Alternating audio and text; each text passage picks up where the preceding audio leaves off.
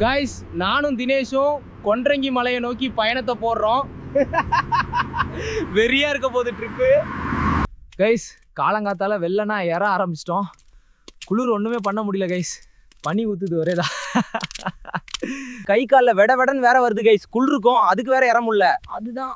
ஆனா இருந்தாலும் ஒருத்தன் ஓடி ஓடி ஏறான்ப்பா, எப்படின்னே தெரியல. யாரியா இவன் இந்த ஓட்டம் ஓடிட்டு இருக்கான், அதுவும் இந்த மலையில. பாதி மலை கூட ஏறல. தினேஷுக்கு இப்பவே படப்படன்னு வருதான் போனியோ. ப்ரோ என்ன ப்ரோ வீட்டில் வேலை வெட்டி இல்லாம இந்த தினேஷ் தாயோலி மாதிரி சுத்திட்டு இருக்கியா?